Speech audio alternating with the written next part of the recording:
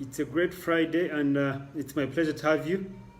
My name is Jonan Kandwanaho, and I'm the Managing Director at Jonaki Holdings Limited. And at Jonaki Holdings, we offer credit, we give loans, affordable loans in a very short time. But we are very curious in this COVID time also. So you have to come when you're very certain of your cash flow and all that. So I'm glad we have an interesting topic today. Very interesting topic.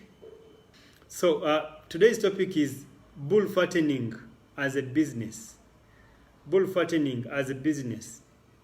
Now you could be asking yourself why I add that bit as a business. There are some guys who do some of the businesses. There are some people who do some of the things for the sake of doing. You know, someone tells you I'm doing this thing, or I'm doing this business for the sake of doing. They do not have any business mind whatsoever. They do not have, the returns are not the driving factor. The returns are not the driving factor. So someone is doing something just because it's a hobby. Yet you might earn some bit of incomes, but it's not as important. So even if he does not earn, he still does, or she still does the business. So meaning that he can even pick money from any other venture that is profitable to come and invest on this other venture where his hobby is, or because it's his hobby or her hobby. So basically, why I add as business is because if you're doing this thing as a business, then you have to get serious about it. Then you have to get critical. You have to make sure that it's profitable. You have to make sure that you learn all about it. So bull fattening as a business. So first of all, to explain for those who might not know, bull fattening is that you buy a bull, or you buy a number of them at a particular price, graze them for some bit of time, and then you resell them at a higher price. So it relates to the business of trading. You know, you buy a cloth, maybe a shirt, at 10,000, and then you pick it from downtown, you bring it upscale town, maybe in Nakasero, and the shirt that you bought at 10,000, you sell it at 15,000 or 20,000. Now, you'll have made 10,000 on that shirt. And the same applies to this analogy of the bull fattening. So meaning that you buy a bull at maybe 800,000, you graze it for some time, and then you sell it maybe at 1.5 million. So it's the topic that I am unleashing today. Bull fattening as a business. So what informed me to choose this topic is quite amazing. I get to interact with a number of colleagues. I get to interact with circles and investment clubs. If you don't belong to one, it's high time you signed up for one or started one, because they are great platforms for learning and growing your monies. So I get to this investment club and the circles that have a lot of money, that sometimes they do not know what to do with the money. More so, there are some individuals that actually have the money, but they do not know what to do with the money. So there are some feasible businesses like bull fattening with the less risks that you can put your money in, and the returns are amazing. So I thought if I share the few details on this business or this opportunity, you never know. One or two people or one or two circles or investment clubs might pick interest and they explore this option. Now, I had a few of the investment clubs and some of the circles, and some of the colleagues come and fix their monies. You know, someone brings like 20 million, he fixes it for like 6 months or 1 year or 24 months. And for him, he expects or she expects the returns. So you as the investment committee or as management of that circle, you have to figure out how to profitably use that money so that at the end of the 6 months or 12 months or 24 months, you make sure that this person has returns. You make sure that these guys who are saving with you have returns. So that's why some of these secure or ventures with low risks are quite plausible that you consider them to invest members' monies. So I want to get to the detail now that I have given a bit of background about bull fattening, what it is about, and where you can explore it. Now, if you have your monies in the circles, investment clubs, or you have your monies in the bank, and the returns are less than 15% per annum, then you can actually consider this venture, because I guarantee you, I am speaking out of experience.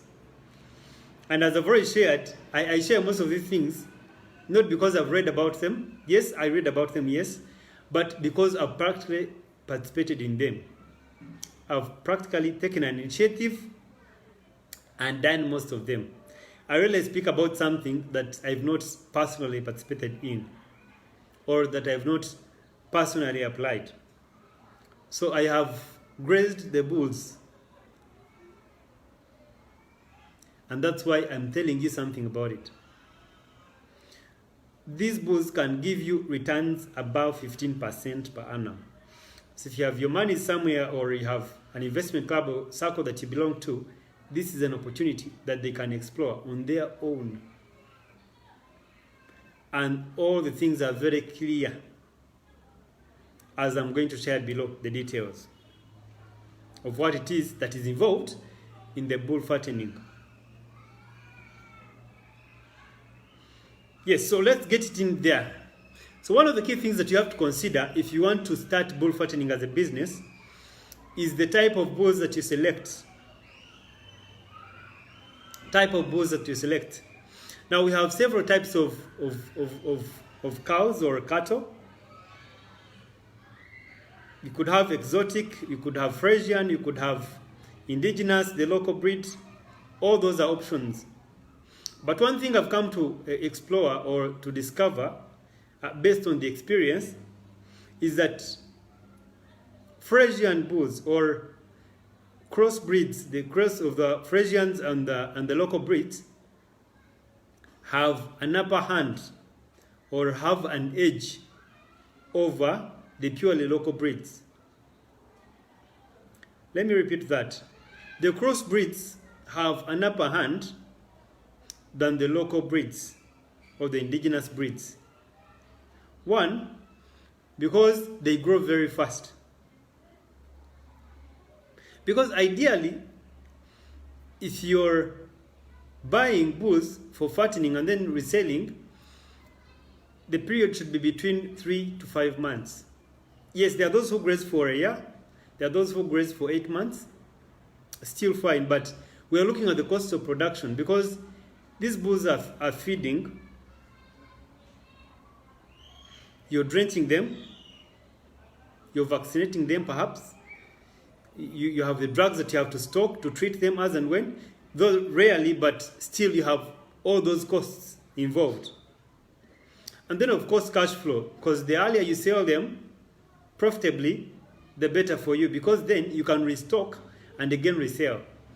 So I advise my colleagues, and based on my experience, the period should be between 3 months to a maximum 8 months. And you know, we have two options. You could do the free range grazing, or you can do the caged grazing. And for the free range, which is the common and which I'm actually doing, is where they can actually move freely, like graze on the land. You have to have land, first of all, either owned or you hire it. You know, you rent the land from someone and then graze your bulls on the land. That's an option. Or you could have your bulls caged. And there are different game players, or there are different contexts based on what you're using. whether hiring the land for free range or doing the cage for the bulls. Now, I want to highlight a key pointer. Many times we tend to graze these bulls or cattle or whatever business that you're doing without considering the cost of production. But even when you own the land, you should know that the land that you own, you bought it. Even if you inherited it, it has a cost attached to it. Meaning that it could be part of the cost of production to help you assess the profitability of your business. So you could be there laughing, jumping around, that the thing is profitable, and yet some of the costs involved are at zero. Just because you have free land, your uncle's or your personal land or your parents' land, you assess the profitability of your project, which is okay. But then when the challenge comes when you're going to give someone an advice who does not own the land, so meaning that he has to embed in the cost of hiring the land or buying the land. So what is the point I'm talking about now? You have to consider the cost of production to the dot. The cost of production to the dot, in order to help you assess the feasibility and the profitability of the project, including the cost of stocking your bulls. So for those who have particular interest, I have an Excel that I have developed out of experience and out of the costs that are involved that I usually use for my project. And it's quite amazing that whereas you could have over-expected or you could have over-expected high returns from the business, there are probably some moderate returns that you're getting. And yet, had you not done the Excel or had you not done the costing of your project, you'd assume that, I've made a lot of money, and yet there are some costs that you missed out. Just like the Bible says that if you want to build a house, don't you sit down to know the costs? A, B, C, D, the bricks, the iron sheets, and all that. And assess based on how much you have. That or else, you reach in the middle there and you get stuck and people laugh at you and they'll mock you. So the Bible is not, it's among the best books you'll ever have. And they're spiritual. And we believe, for those who believe. So that's wisdom. That before you start something, it is good to look through the costs involved so that you can anticipate how the project is going to progress. Rather than just because you've heard from Jonan, rather than just hearing from someone and you just start something and you get stuck in the middle. And then you start looking for loans that even have higher rates than the returns of the project. So it's pertinent that you first establish the costs involved before you start the project itself. So I usually encourage my mentees and my business partners and colleagues that do the costings. However hard it might seem, however tricky it might seem, you need to do the costing. Or else you'll be building the castle in the air. Before you know it, the project will be encroaching on your salaries, you'll be encroaching on the monies that you've worked from somewhere else. Or from some other project which is a cash cow. So you need to have that at the back of your mind. So that aside, we had two options. The caging or the free range.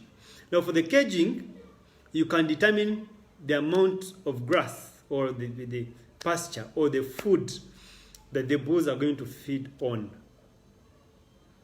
It's advisable for the caging, since you determine the food that they feed on, you have to ensure that you look at the protein content of about maybe 13%. Now that might be a little technical. But the foods can be tested to know the protein content. But you look at 13%, because then in 3 to 5 months for the caging bit, your bulls will have fattened. And I'm talking about the bulls between 3 to 5 months. They'll have fattened in that period. Meaning that the more times you walk through the project, like sell and restock and sell and restock, the better for you. Because then every time you sell, you're getting more returns. Every time you sell, you're getting more returns. So it's very pertinent, especially for the cage, because there you're directly putting in your money. You're feeding, you're buying the feed, and there are lots of costs involved. So it's pertinent that you consider that. Now the caging, the advantage with it is that you use less piece of land. You use less piece of land.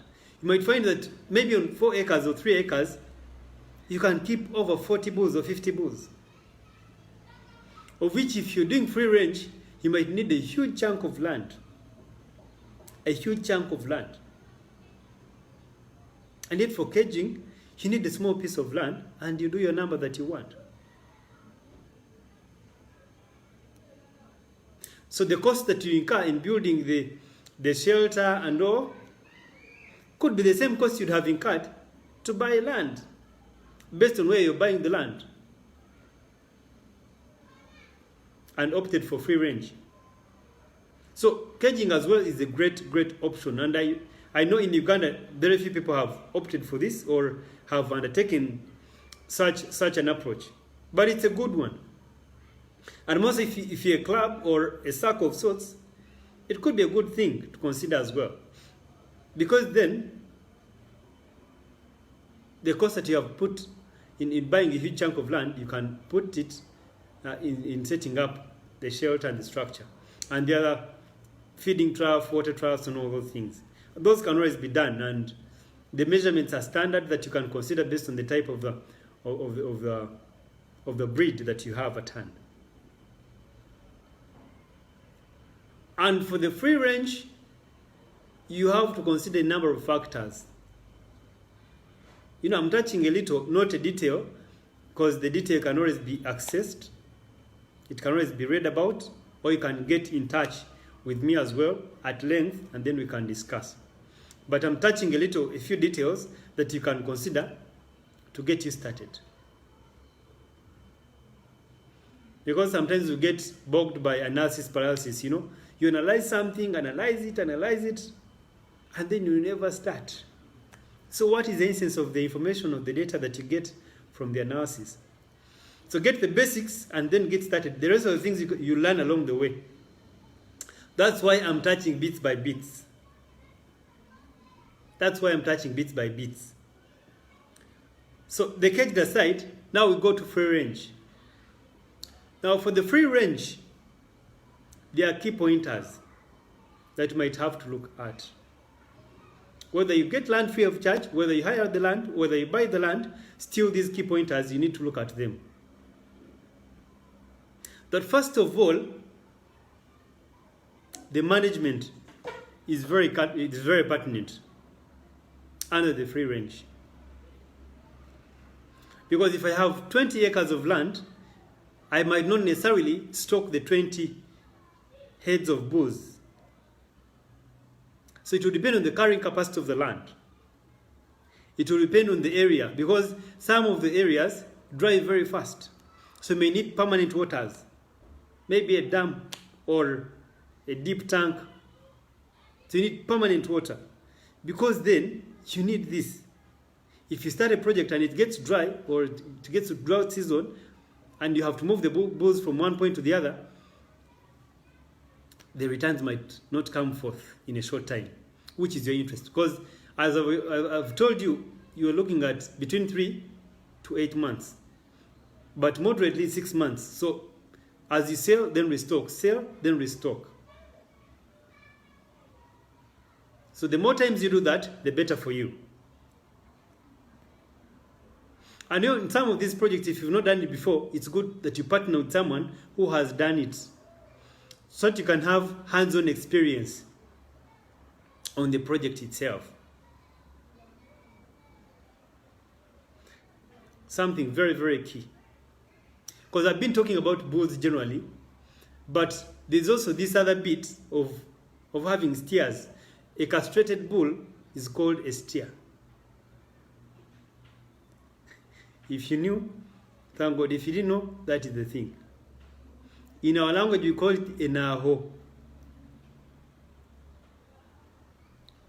So meaning that there is some advantage that comes with castrating your bulls.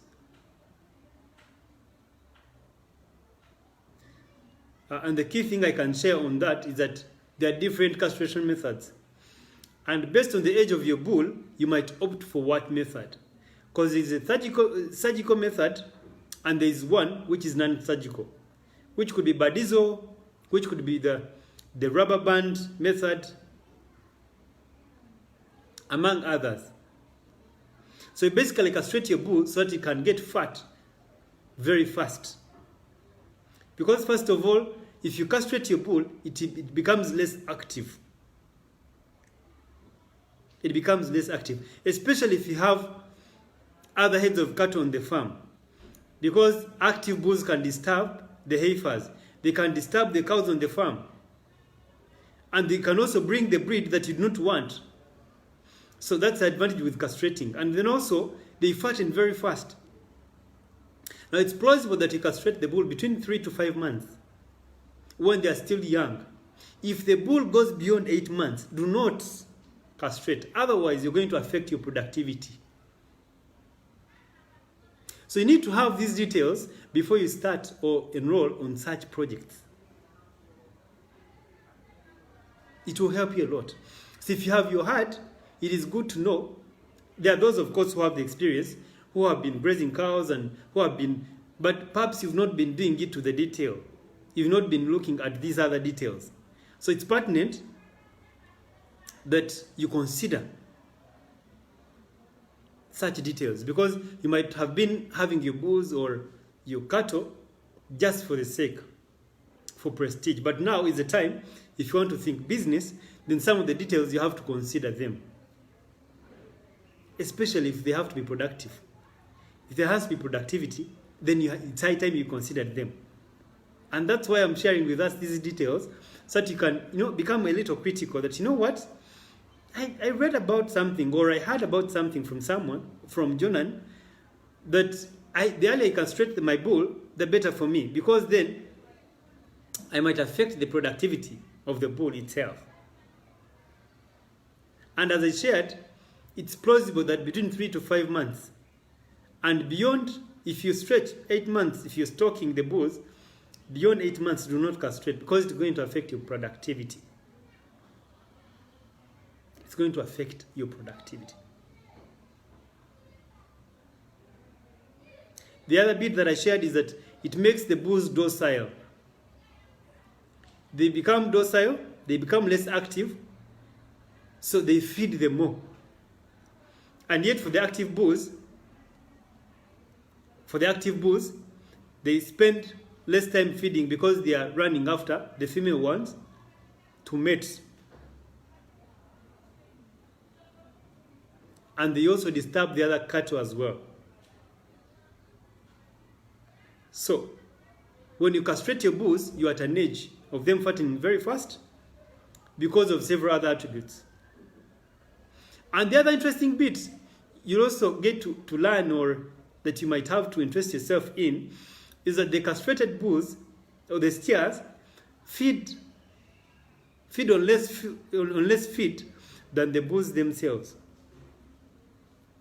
When they are castrated, they tend to feed on less feed.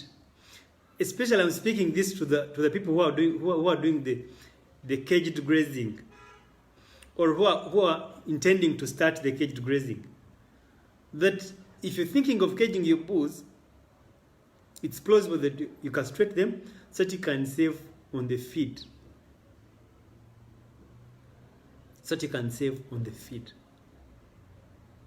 So castrated bulls, or the steers, feed on less feed than the bulls themselves. So I thought I'd share this other bit of a part of this first session. I have several other areas that I have to talk about, especially on bull fattening, and I realize that time might not allow. And for those who would like to interest themselves in the topics that I've been sharing, check out John and Kandwanaho on YouTube of the videos of the things I've been sharing about. Money lending as a business, goat rearing as a business, profitability in business, among other things. So you look them up on YouTube, subscribe, just click on subscribe, or check out my Facebook page as we get to learn from each other, as we get to sharpen each other, because iron sharpens iron. So I'm glad our time is fast spent. I'm glad to have you guys. Thank you for your ideas. I see them rolling down on the page. Saith Myers and team, it's great to have you. So I have key things that I've not shared on bull fattening, particularly like the cost of production to the detail, what you have to look at, what you have to minimize, what you have to maximize. For example, the categorization of your bulls, because you do not have to, if you've stepped up your project, you might not have to mix the young bulls and the old ones because they tend to fight a lot. So a few considerations you have to look at. And then also you have to look at the treatment. So all these other details I have not shared because of time. So next week on Friday, we shall come back on the same topic, and I'll get to have an opportunity to share on the details of such a great project. So I thank you so much for your time, and I continue to keep you in prayer that the Lord protects you and your families, that the Lord keeps you safe, that even amidst the pandemic, we are more than victorious in Jesus' name, that we shall still do great exploits, we shall still invest, we shall still progress, and we shall still grow. That irrespective of the COVID time, we shall still come out victorious. So I keep you in prayer, but endeavor to keep safe. Keep safe, keep your family safe, and keep praying for our country and the world. Thank you so much. Thank you for tuning in. Have a great Friday, and enjoy the rest of the weekend. God richly bless you. Bye-bye, and God be with you and protect you. Thank you. See you next Friday.